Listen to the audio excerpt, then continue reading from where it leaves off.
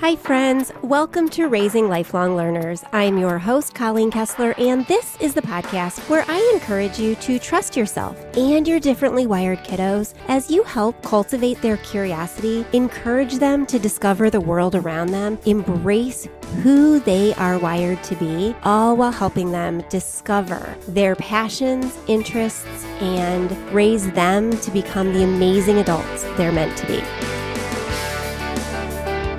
Hey, welcome back.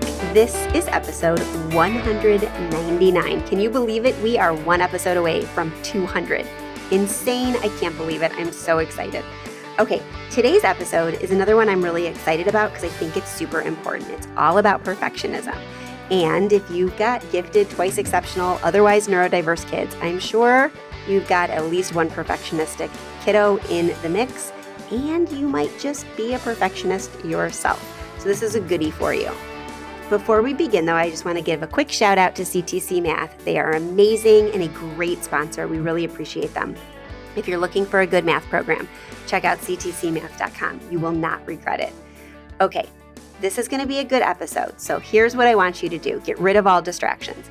Pop your earbuds in, go for a walk, hide in your bedroom, lock the door, get a notepad out if you are able to, or just tackle the dishes, tackle laundry, do something that nobody's going to bug you during, and really soak in this episode because I think it's a good one. I know it's an important one. I really want to know what you think about it and what your biggest takeaway was. So when you're done listening, please reach out over on the show notes for this episode at raisinglifelonglearners.com/podcast. You can send me a quick email. You can send me a voicemail message, but I want to know what your biggest takeaway was from it. And if you've got strategies to help your perfectionistic kiddo or your perfectionistic self too, because I'd love to hear it. Let's help each other out. All right, let's get on with today's episode.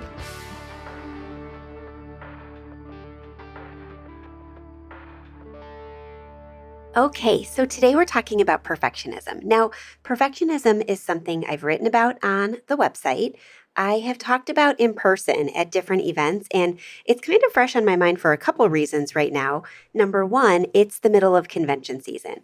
I will be heading to a couple conventions in the next 2 months, and the conversation will come around at some point to perfectionism and what I can do as a parent to help my kiddo out when they have perfectionistic tendencies. Perfectionism is not atypical in our neurodiverse kids, especially when our kids are gifted and twice exceptional. They overthink things. They expect themselves to do things perfectly the first time. They have a fear of failure. And so it gets pretty common. And it's something that we need to keep our eyes on as parents because it can have lifelong implications on our kids' mental health. And it can lead to all sorts of other challenges. So let's talk about this first. And actually, the second reason I wanted to say that it's been on my mind is because right now, as this podcast airs, it's the middle of May. And in the Learners Lab, our membership community for families who have neurodiverse kiddos and are homeschooling them, we dive into a different social and emotional topic each month. And all of the activities and conversations that we have in there kind of stem from that conversation. And this month, the theme is perfectionism, managing perfectionism, tackling it, building strategies and a toolbox for it. We do a family challenge where kids and their parents can work on some different activities related to the social and emotional theme of the month so they can learn about it and they can build strategies together and keep the conversations going. We do a creative thinking activity that sometimes is related to problem solving, sometimes is related to visual facilitation, sometimes is related to building tools in their toolboxes. And this month, the activity that we're doing is all about kind of figuring out where the areas in your life are that you can really control and where the areas are that you can't and how to reconcile your perfectionism with those different areas. And then our parent Q&As tend to stem from the conversations that relate to the different topic each month. And on top of that, we do a masterclass. And so the parent masterclass is all about perfectionism this month. So it's really fresh on my mind, and I thought it would be a good topic to bring out to the podcast community as well. Because if you're not in the Learners Lab community, first of all, why not? Go check it out over on the website, raisinglifelonglearners.com. You can find the big blue button that says join the Learners Lab or learn more or whatever it is right there.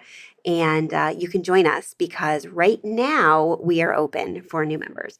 But if we're not, you can always get on the wait list. You can always email me and reach out if you want to know more about it. But it's a great place to be if you're homeschooling kids who are just a little bit quirky, outside the box, neurodiverse in any way, shape, or form, because you will find your people there, and so will your kids.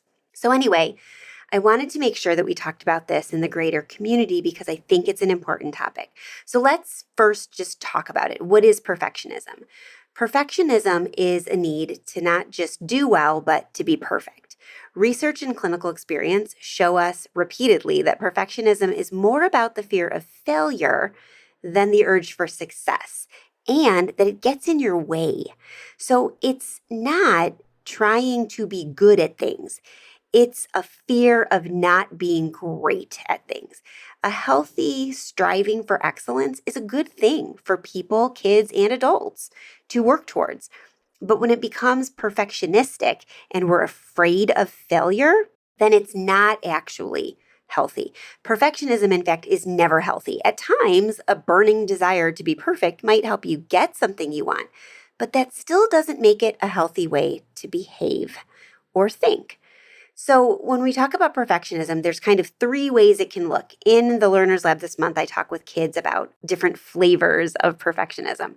And the three ways it can look, or the three flavors as we're talking about it with kids, are that it could be like expecting oneself to be perfect. You may expect yourself, or your kids may expect themselves to be perfect in everything that they do. It could also look like expecting others to be perfect. And as you can imagine, this can get in the way of relationships, right? If we put these high expectations that are really unattainable, nobody can be perfect, right? On those we love or care about, it can get in the way of our feelings for them or their feelings for us. So it can look like expecting oneself to be perfect, expecting others to be perfect, and then it can also look like thinking that others expect you to be perfect. So this idea that you're not worthy unless you're perfect, and obviously others think that of you, and so they must be thinking you're less if you don't achieve perfection every single time. So again, here's the thing. Striving for excellence is great. We want to work hard and achieve our goals. We want our children to work hard and persevere. But feeling like a failure when things aren't perfect is never healthy. Most people would consider having high standards a good thing, and striving for excellence can show that you have a good work ethic and strength of character. High standards can also push you to reach your peak level of performance. For example, athletes often train long and hard to reach excellence in their sports. Kids who are talented in the arts or in music work hard at their craft to become better and better and better. So striving for excellence can be a really good thing when we keep it to a healthy level. And we want to remember that perfectionists are successful despite their perfectionism, not because of it. Perfection is an impossible goal. We're not perfect. We're not perfectible. And it will only be possible occasionally to do things perfectly the first time out of the gate, if it's even possible at all. Perfectionism is about what making a mistake means to someone, though, and that's what we want to remember. To be a perfectionist is a sign of a lack of accepting of oneself. It can be a sign that a child or an individual has poor self-worth. To somebody who's a perfectionist, making a mistake is a sign of not being worthy and a lack of acceptability. To someone who's not a perfectionist, it's just a mistake. It's something to learn from and grow from. And that's a healthy way to view mistakes, right? Because again, here's the thing. We can't be perfect, and making mistakes is how we learn, right? The idea of learning from our mistakes is a good thing. And so we want to make sure that our kids can start differentiating from the two, from, making mistakes and learning, or making mistakes and not being worthy. The Webster's Dictionary defines perfectionism as a disposition to regard anything short of perfection as unacceptable. especially the setting of unrealistically demanding goals accompanied by a disposition to regard failure to achieve them as unacceptable and a sign of personal worthlessness. Notice that this definition doesn't talk about a healthy striving for excellence. Trying your hardest, going all out, extending yourself beyond your usual limits, and even overdoing it are not perfectionist behaviors in themselves. Instead, as the definition says, perfectionists set unrealistically demanding goals. And when they fail to achieve these goals, they feel unacceptable and personally worthless. Perfectionism is a combination of that desire for perfection, the fear of imperfection, and the conviction that perfection is the only route to personal acceptability. And we want to make sure that we are heading perfectionism off as early as we notice it, because kids who have a tendency to be perfectionistic start to have an incredible fear of rejection, a fear of feeling stupid, a fear of failure, a fear of what people may think of them, which can lead to really unhealthy behaviors. It can lead to anxiety, it can lead to self-deprecation, it can lead to scarier things like eating disorders and self-harm, especially as our kids get into puberty, especially as our girls get into puberty. We want to make sure that we are differentiating for our kids and ourselves that healthy striving for good and achievability and being overly perfectionistic. When a fear of failure and unhealthy perfectionistic ideals combined, kids get prone to anxiety. And so we want to make sure that we head them off at the pass because, and this is the part where I talk about like scary things, right? When perfectionism goes unchecked and starts to be internalized to the point where kids feel that they're not worthy unless they're constantly achieving high levels of perfection and achievement, it can lead to sleep disorders, self-defeating thoughts, avoidance, depression, difficulty with relationships, sadness, stress, eating disorders, self-harm, and suicide. And so it's really, really crucial that we head it off at the pass and we talk to our kids openly about the things that we don't do well, the chances that we take, the trials and errors that we make, and all of those things. I tell this story at conventions, and if you had my slides in front of you, you'd be able to see visually what I'm talking about as well. But when I do talks at conventions, there is science behind my slides. First of all, they're branded. My logo is in the corner, and I use the same fonts and colors that I use on my website. So at a glance, if you happen to cross them and you knew my site, it would trigger in your brain, oh, that's probably something that Colleen's come up with. And then I use short, punchy language on the slides that don't tell the whole story, but give you keywords to remind yourself and anchor you as you're listening to the talk, because that visual anchor can help you retain information, right? Because when our brains are using multiple modalities, they retain more. So I've got, me talking, I've got the anchor text, I've got stories and anecdotes. And then I also have an anchoring image that is usually like one or two kids doing something that kind of relates to the topic on a white background. So it's just visually arresting. My images tend to go from side to side. So your brain sees each next slide as novel, pulling it back in to make it remember more. Okay, so there's science behind the way that I've organized my slides. They're not the most perfect. They're not the cleanest always, but there's a reason and a method behind my madness. But the conversation that I have with parents who are sitting in these talks with me is that when I point out these images, I say that I have a subscription to a stock photo website, that I can use the database of photos to find images to put on my slides that relate to the topic I'm talking about.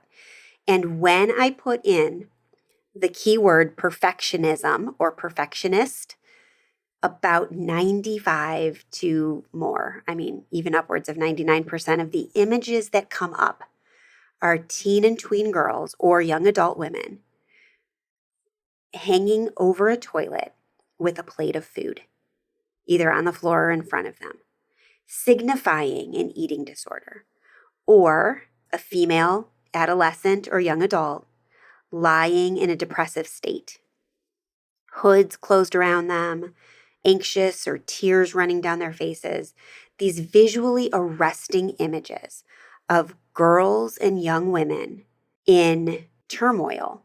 And those are the images that get pulled up on a stock photo site when I type the word perfectionism in. That needs to make us pause, right? That needs to make us kind of arrest ourselves in our conversation or our listening and think about, what can I do right now to make sure my young girls especially, but boys also, because there are other images associated with our boys. I'm just telling you what comes up in a search. But what can we do now to start helping our kids adjust and adapt so that when they get into puberty or throughout their adolescence and in their young adulthood, they don't fall victim to some of those scary things?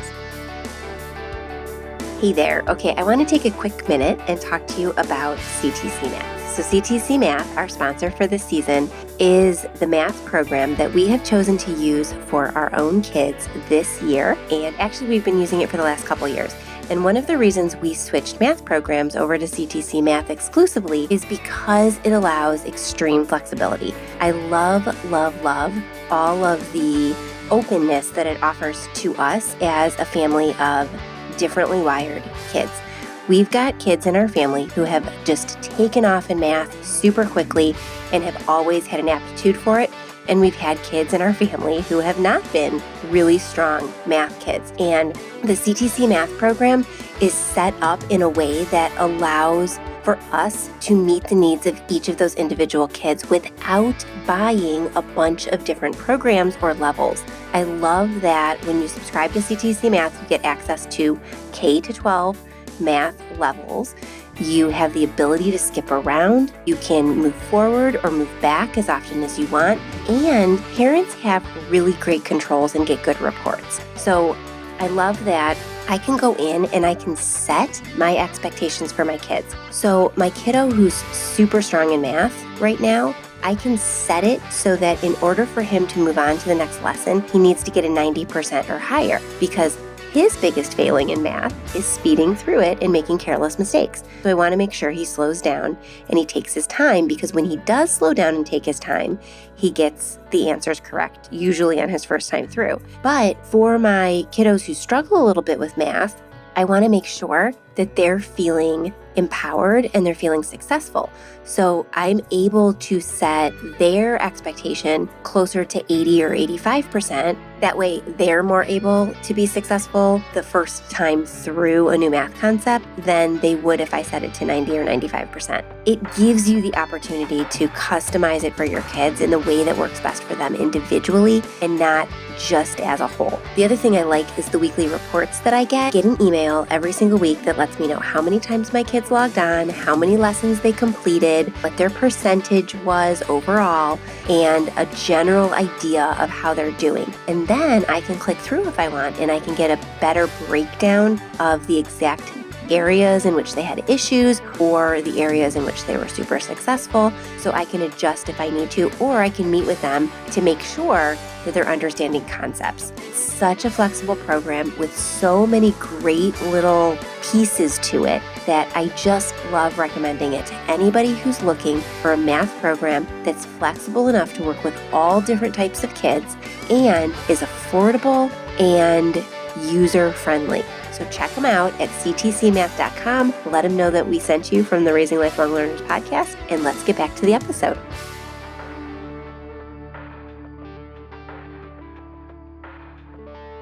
Okay, so let's start building a toolbox of strategies that we can use with our kids right now to help them through their perfectionism. The first thing we can do is we can validate our kids' feelings. We can talk to our kids about what they're feeling and why, and then tell them it's okay to feel that way. Here's the thing. Even if their feelings make us uncomfortable, their feelings are still valid. We as individuals can feel what we feel related to a situation, a topic, an event, an activity, whatever.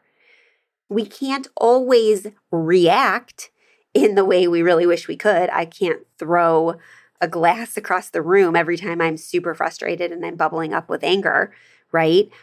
But I can feel that anger and I can use my tools and my strategies to know that my anger is okay. And I need to control and use my strategies like deep breathing or whatever it is, walking away, collecting myself before I react and behave.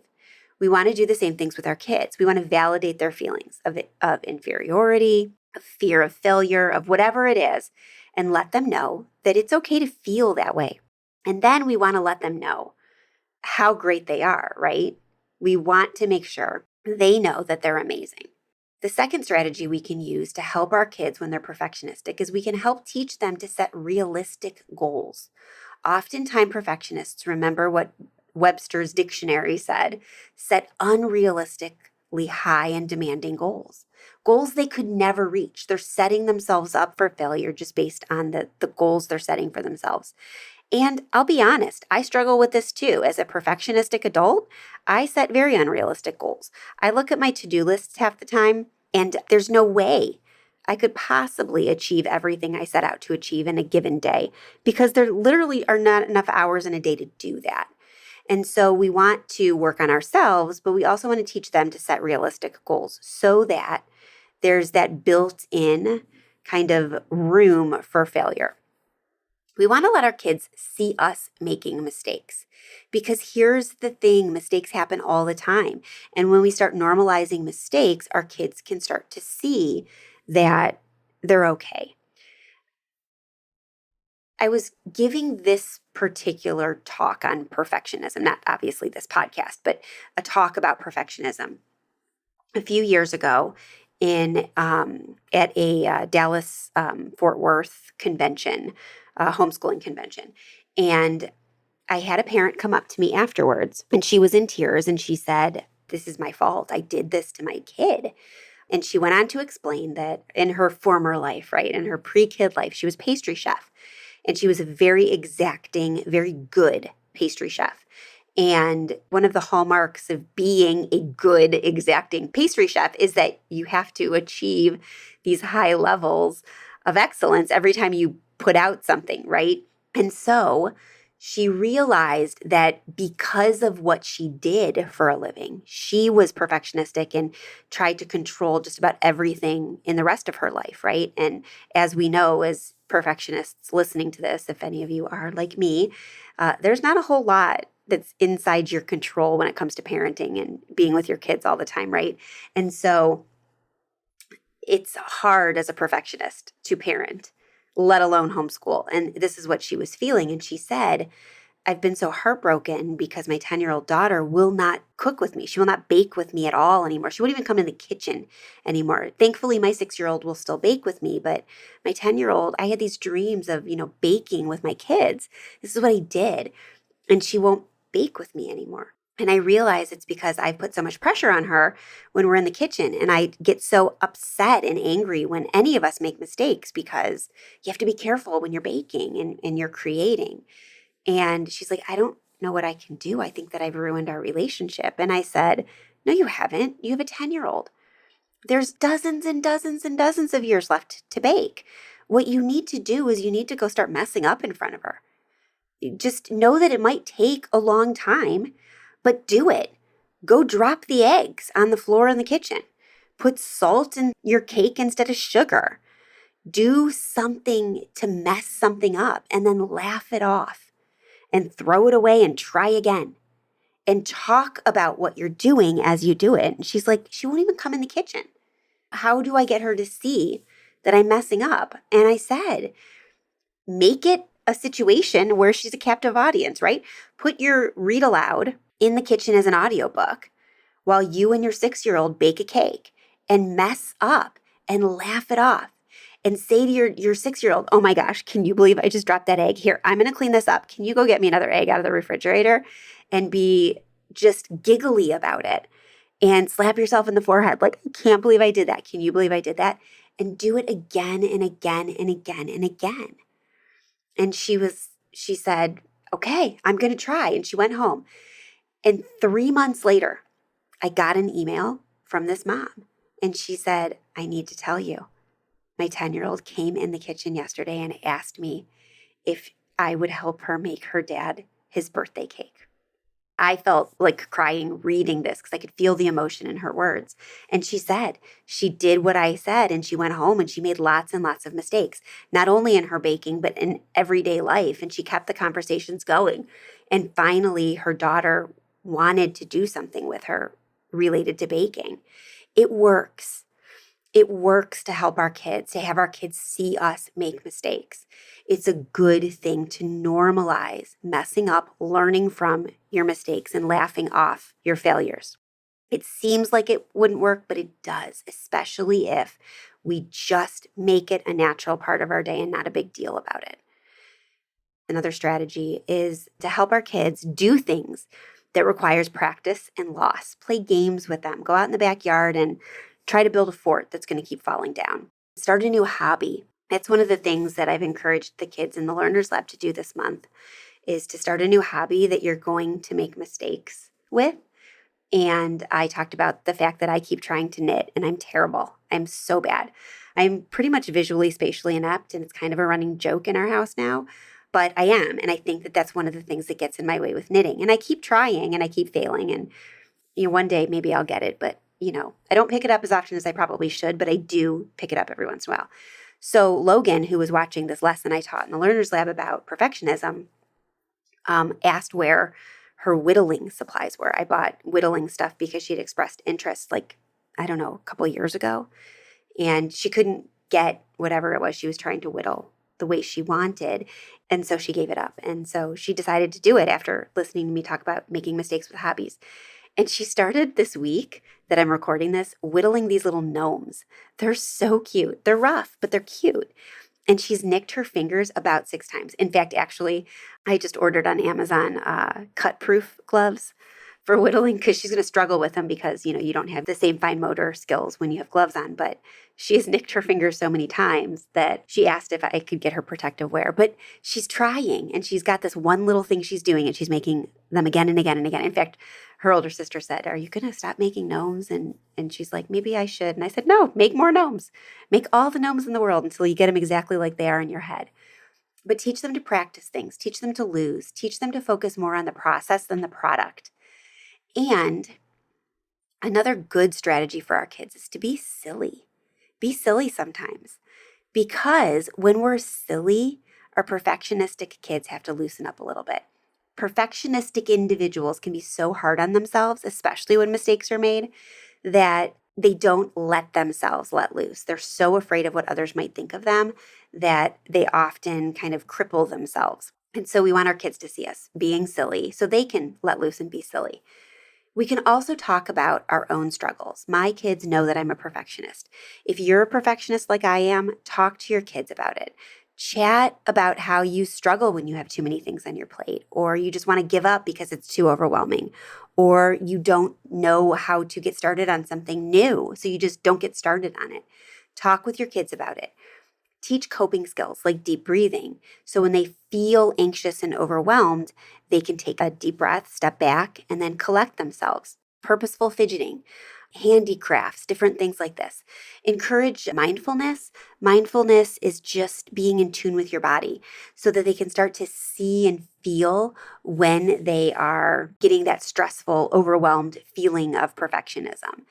And encourage your kids to be restful, relaxing from time to time, not always achieving. A lot of times our perfectionists feel like they have to be achieving all the time to be worthy. And we want them to know that being in a state of rest is valuable, and it's the time where creativity comes to them. And so we want them to be well rested.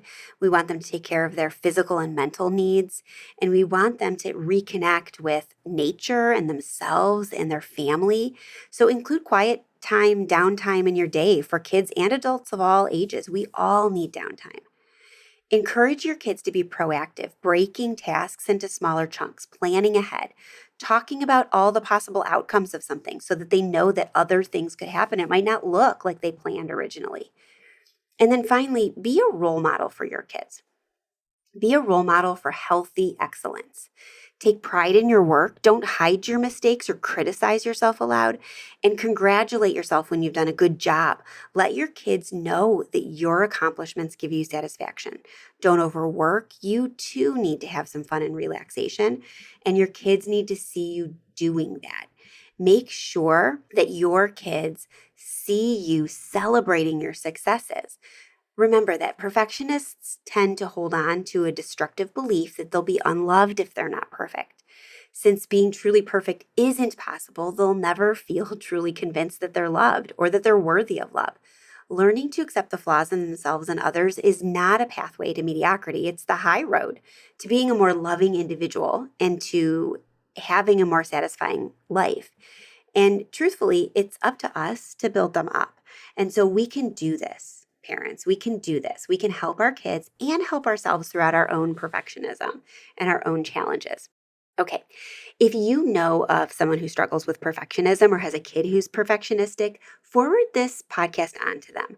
Let them know or send it to them in an email. Let them know that this resource is here for them and talk with them about it too. Build each other up and build strategies together. I'll have some links over on the show notes for this episode at raisinglifelonglearners.com/podcast to some different books about perfectionism that I like, to a recording of a talk that I did at a convention that you can purchase on my site, and then also to the Learners Lab if you want to join us. Because even if you join us after the month that we're talking about perfectionism, all of the replays and activities from past events and conversations and Q&As and masterclasses are archived in the vault of the membership community for you. So you can always go back to other social and emotional skills that we've talked about in the past. And we keep the conversations going so you can still ask questions about it and build strategies with others. All right.